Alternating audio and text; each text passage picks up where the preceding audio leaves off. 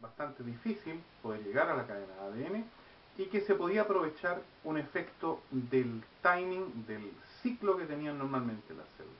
Existen un par de otras estrategias importantes para conocer. Una que es la que busca más tratar de evitar la destrucción de tejido sano es lo que se llama la intensidad modulada. Lo que se hace es aprovechar el hecho en que yo trato de evitar irradiar demasiado un tejido sencillamente cambiando la dirección en que yo irradio. Me explico. Si yo tengo acá el organismo, el cuerpo, y tengo ubicado en alguna parte en su interior un tejido que yo quiero afectar, en que nota, en el interior se encuentra la zona que yo claramente identifiqué que contiene las células cancerígenas, pero yo tomo una zona alrededor de seguridad, de modo de que si es que han difundido células de aquí a la zona alrededor, también estoy logrando matar las células cancerígenas que se encuentran ya fuera de esta zona acotada. Y lo que yo hago es, por ejemplo, irradiar desde esta dirección. Al hacer eso, lo que voy a hacer es tratar de ajustar esto de modo de que solamente irradie en este cono. Un poco más perfecto. Y de hecho, incluso, como esta zona acá es más delgada que la zona central, yo voy incluso a cambiar el perfil. Si ustedes miran, el perfil que se está usando va a ser un tipo de campana, en que en esta zona del borde va a ser una intensidad un poco más baja porque es más pequeñita la zona. En la parte central, que es más larga, va a ser de mayor intensidad. O sea, yo modulo la intensidad que estoy irradiando desde este lado, y lo que yo estoy logrando es que todo este canal acá va a estar irradiado. Toda esta zona va a estar irradiada. Obviamente tengo tejido que estoy tratando de destruir y tejido sano. Lo que ahora voy a hacer es que voy a irradiar desde otra dirección. Por ejemplo, desde por acá. Nuevamente trato de ajustar mi cono, nuevamente con algún perfil, y lo que voy a lograr es que ahora la zona irradiada es esta. Si ustedes se fijan, aquí nuevamente hay tejido sano que tuvo que ser irradiado, pero la zona con el cáncer recibió el doble de la intensidad. Y si ahora irradio desde acá arriba, voy a obtener de que la zona con el cáncer está llevando a 3, y si irradio todavía de esta otra dirección, estoy logrando que la zona cancerígena sea irradiada por cuarta vez. O sea, al direccionar, irradiar de distintas direcciones, estoy logrando concentrar la radiación en una zona que me interesa destruir y tratando de mantener para eso bajo la radiación que están recibiendo los otros sectores. Esta es una de las estrategias que yo uso para poder reducir el daño en el tejido sano. El otro tema tiene que ver con la cantidad de veces que voy a tratar. Y ahí lo importante es que tengo que mirar cuál es la probabilidad de que yo pueda destruir la célula. El modelo que se usa es lo que se llama el Linear Quadratic Model. El modelo lineal cuadrático.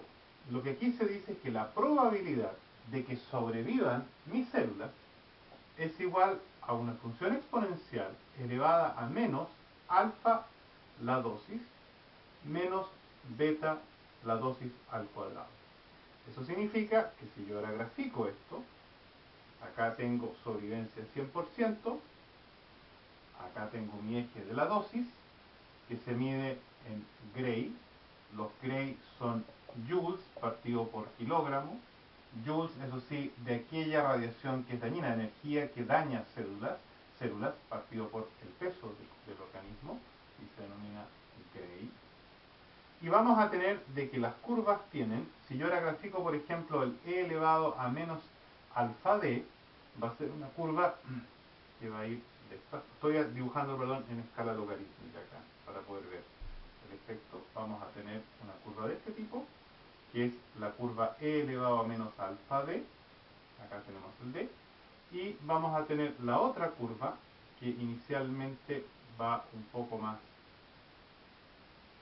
rápido aquí, que es la curva e elevado a menos beta d cuadrado. Inicialmente es este el factor que predomina y hay un punto de cruce en que ambos están contribuyendo de la misma forma. En este punto el beta d cuadrado es igual al alfa d, eso es lo que ocurre en este punto. O sea que la proporción, la dosis en que voy a pasar en que uno de los términos es más importante que el otro y viceversa, si lo despejo de acá me da que es beta partido por alfa.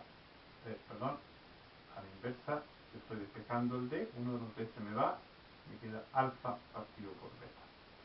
Esa es una dosis característica que me está explicando cuándo esta función va a predominar el efecto del término beta, y en la parte inferior estoy predominando con este término de acá, porque este es tan pequeñito que el e elevado a este va a ser 1, en consecuencia este es el que domina, y sobre un acierto d este va a ser tan grande que va a ser el que principalmente está contribuyendo a justamente destruir las células. Este modelo tiene un pequeño problema, que es la aplicación en repetidas ocasiones, en consecuencia en el número de tratamientos.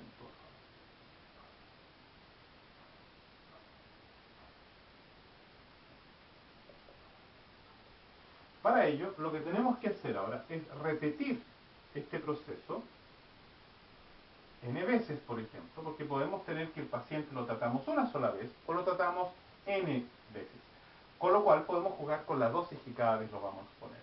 Si yo lo trato una vez, esta va a ser la probabilidad de sobrevivencia. Si lo trato dos veces, va a tener que ser esta probabilidad al cuadrado. O sea, voy a tener que este término aquí, si lo escribo, p al cuadrado, me va a dar e elevado a menos alfa d más beta d cuadrado por e elevado a menos alfa d más beta d cuadrado.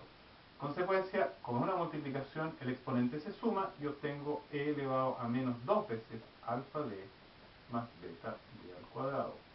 O sea, en general, la probabilidad va a depender del número de tratamientos y de la dosis de cada uno de estos tratamientos, y esto va a ser igual elevado a e elevado a menos el número de veces tratado por el alfa, la dosis de una vez, más beta, la dosis de una vez al cuadrado.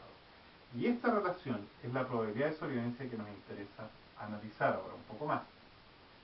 El problema que tiene es que, si ustedes se fijan, no es lo mismo tratar, por ejemplo, con un solo proceso, con una alta dosis, a tener 10 veces el tratamiento con una dosis más pequeña. Porque resulta que no es, o sea, si yo le defino la dosis total,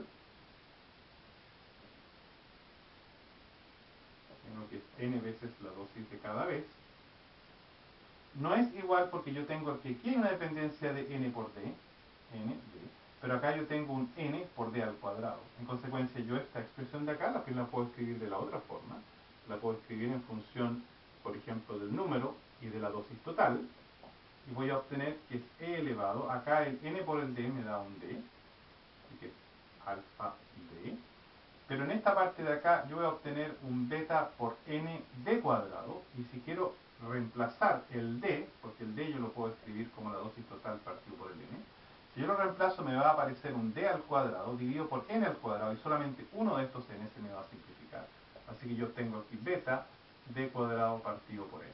O sea, este término de acá sufre en el minuto que yo, por ejemplo, voy aumentando la cantidad de dosis, de las veces que yo trato. Por ejemplo, a 10, este va a ser un décimo de la situación en que yo lo trato solamente una vez. En consecuencia, si yo ahora aumento la cantidad de dosis, no voy a poder trabajar con un D que es sencillamente la fracción de la dosis total sobre el N. Voy a tener que aumentar la dosis total por efecto de haber esto parcelado en más cantidad. Aquí hay otro caracterizador que se usa. Uno tiende a escribir esta expresión también de la siguiente forma. Yo puedo escribir menos alfa d factor 1 más. Estoy tratando de factorizar para ver el efecto de esto separadamente. Cuando yo factoricé lo tengo que dividir acá. Me da beta partido por alfa d n d al cuadrado. Acá, si ustedes multiplican acá, van a tener alfa d, y se va a simplificar con este alfa d de acá y les va a dar este término de acá. Este término de aquí, que caracteriza cómo yo refuerzo o reduzco la efectividad, se denomina el beta.